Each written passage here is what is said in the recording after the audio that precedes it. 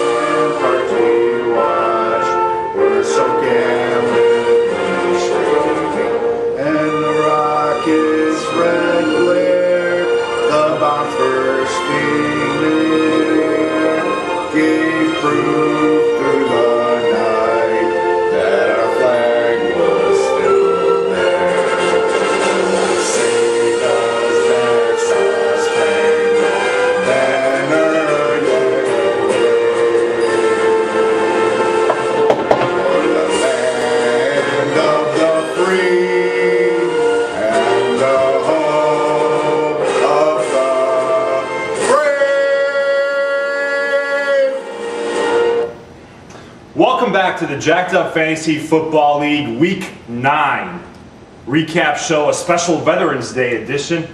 Wanted to take a moment and thank all the veterans out there, starting with my co-host, Zach. Thank you for your 4 or 5 years of service? 6. 6 years of service in the Navy. To Andy, how many years? I don't know about Andy. Maybe 4. 4 years in the Army. Some of my friends I know out there, Zoli and Vince Palomo and Marines, and all you other veterans, thank you for all you've done and you continue to do out there. So You're welcome. God bless you all. Welcome back to the Week 9 recap show, hosted by the Commissioner and the best fantasy football owner of all time, Zach Vranisevic and the Archon Tigers. Again, it's a special Veterans Day edition of the recap show.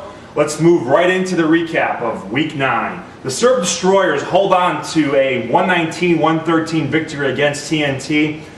This was a game that came down to the last minute of Monday night. TNT needed a couple of sacks or a turnover to come back, and he just couldn't pull it off. It's been his MO all year. No luck. Jake's a good team, but TNT should have won that game, and it just... When you ain't got it, you ain't got it. The mojo's not there.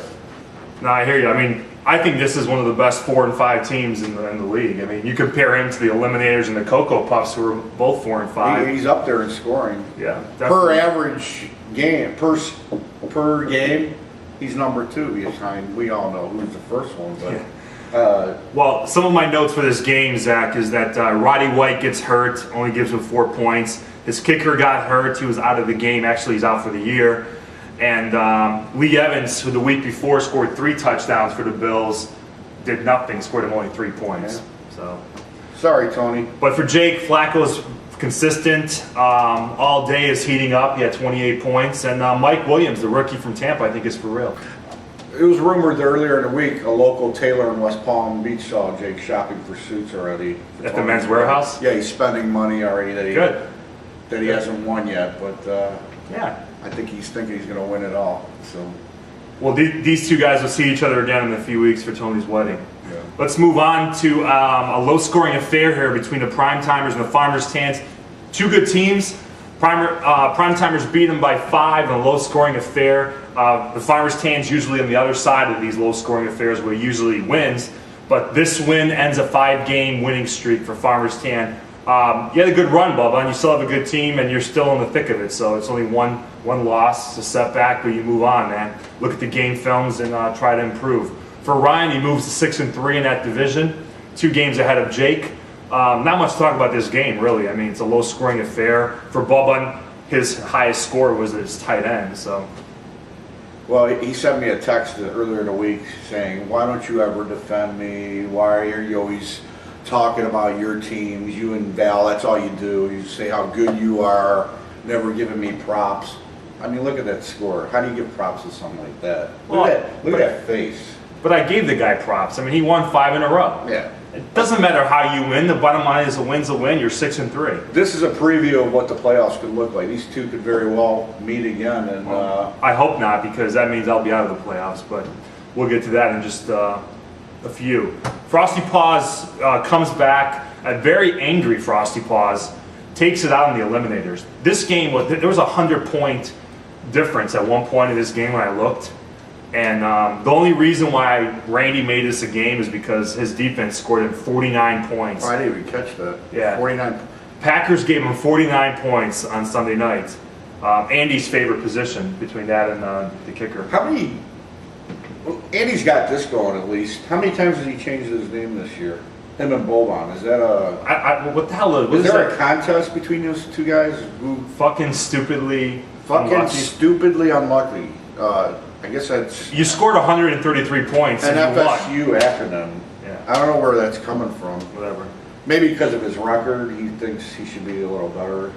Maybe that's where it's coming I from. agree. I mean, to be honest with you, the guy has a decent team. I mean, Phillip Rivers, you proved me wrong, Andy. Last week, he was missing his favorite target, Antonio Gates. No Malcolm Floyd, no Nene. They put in a bunch of guys, I can't even pronounce their names. He has 4 touchdowns. Goes up. Who would have thunk it? Number 1 scoring player in the fantasy football league is Phillip Rivers. I'm surprised he hasn't traded him yet.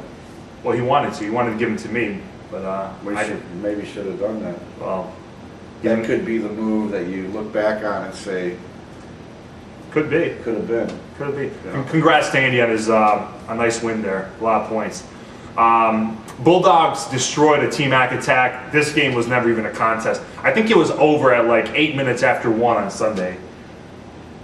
Did they play at T-Mac Stadium or Bulldog Stadium? I think it was in Denver at the Bulldog Stadium. Because I heard for the next game, they're expecting a crowd of 6,000, and it holds 90,000.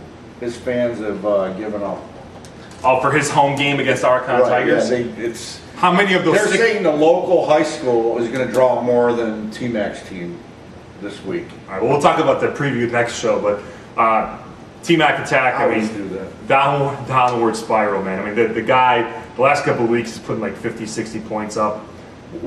What's there to talk about this game, really? Yeah, if you're playing T-Mac or Cocoa Puffs or Eliminators, those are quick analyses because they're such bad teams. I hate to say that about T-Mac being his last year, but it's a bad team. Yeah, it is. I mean, even Tom Brady is not what he used to be. Coco hasn't been active this year. As far as Well, upgrading. let's go in order. We're not in Coco yet. We're talking about bad teams. Oh, okay. I got off on a tangent there, but go ahead. But Peyton Hillis, for the record, is the man. This guy is just an absolute stud. Great pickup. Did he have him in the draft? I think he did get drafted. There was 3 Browns drafted, I think. Right 14th here. round. Was No. it 3 in a row? No, 11th Hillis round. and Hardesty went back. 11th round draft pick. That was the pick of the That's draft. the Massacre went. There was 3 of 4 Yeah. spots. It was 3 Cleveland Browns in the same round. But Peyton Hillis, wow. Great pickup, Mark. Congratulations. That's your 4th straight victory, and you're 3 games up with 5 games left. If I were to ask you on draft day, always happens. I'm going to give you LaShawn McCoy and Brandon Lloyd for Peyton Hillis in week 9. What would you think of that? I think And you're then the guy smoking turns crack. it, and the guy turns it down. I would think you're smoking crack. But that's what happened this week. Really? I offered the Bulldogs McCoy and Lloyd, and he turned me down. He didn't even respond to it. To be honest with you, I don't blame the guy. So that could be the move also that screws him. Because, I mean, how long can Hillis keep this up? Yeah, Really? if they keep giving him 35 plus carries, they're gonna just wear the guy out. So That's my mechanic. He'll have to wait. okay. The Archon Tigers. Speaking of the Cocoa Puffs and another bad team along there with the Team I got a Mac attack. question. Yeah. Are you in love with Jim DeGiacomo? Because every week you have a different picture of him. I just You're infatuated with him. How many pictures Facebook. do you have of Jim? I think 3. He's your idol, I think. I would go every down. week there's a different picture of you up here. Dude, I go on Facebook and I try to find new pictures. Well, why don't you leave the same picture up like you do of me? Because you don't have too many pictures Oh, on okay. Facebook. I don't? Cool pictures. Oh, Cool pictures. oh now we're getting personal. That's a Okay. cool picture, man. Him skiing, whatever. Who cares? He's a worldly guy. Looks like he's in With this blowout victory against one of the worst teams, the Archon Tigers set a new all-time record in our league for winning streak, which is at 8. He passes yours truly and TNT. He is now has the all-time winning streak at 8, and could be 9 playing T-Mac this week. I'm getting bored, I really am. I can't wait to get back to division play. Because, as we predicted, I mean, we're not being challenged right now. Well, I am. Do I'm I being have challenged. you the first time we get to come back Yeah, to division play? yeah. I gotta mark that on my calendar. Well, thank you. Because you're the only It's a guy compliment. in this league that's beaten me. So you should feel good about yourself. I hope to do it again. Right? Cardinals defense gives you 42 points. The Manning Hicks combination gives you 57, which is more than enough. I mean, those two guys alone scored as many as Coco. Is Puffs. that luck? Well, is it luck or is it just again? I don't want to be the dead. Well, I want to horse because here, Boban but- says we do, so let's just keep continuing it. Nah, I mean the bottom line is Hicks fell into your lap, Manning fell into your lap, and you know what? Yeah, but the Cardinals' you. defense was out there for anyone to pick Yeah, up. yeah. It takes analysis. too. Who would have thought that the Cardinals defense will have 42 points against the Vikings? Me. Besides you. Well, congratulations on a serious note for winning 8 straight and passing up my winning streak. Again, it could be very easily could be 9 this week against Team Attack. The game of the week, it wasn't, that's because it was me, but you got to admit, this was the game of the week. This came down to the last second on I Monday love night. that picture of Mike. I mean, just some bad luck for Michael. He lost by 12. T.O. almost scored him a touchdown with like a minute left. And the reason why I won this game is because Roethlisberger did a reverse to Randall L., right. who throws a 39-yard touchdown to Wallace. If that doesn't happen, High Flyers win. That's why they play the games. The only way I would have won that game was if Wallace scored on a touchdown that wasn't thrown by Roethlisberger, and that's exactly what happened. So I win my second straight. I go above 500 for the second time this year.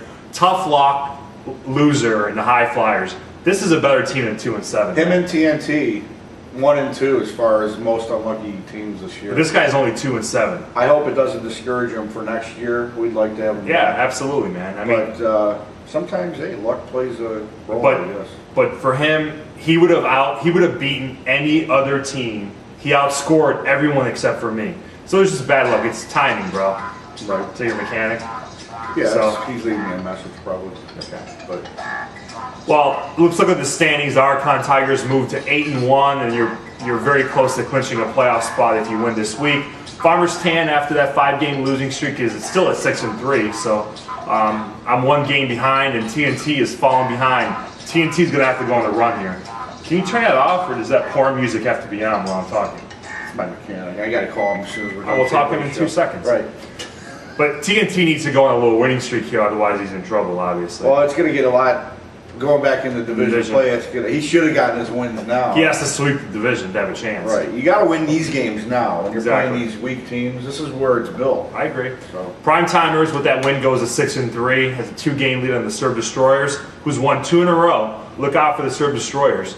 And Frosty Paws, congratulations, you're at 3-6. You still have a chance, because remember, you still play your division, so anything can happen. Right. T-Mac Attack, I think, not officially, but you're pretty close to being eliminated. Sorry, T-Mac.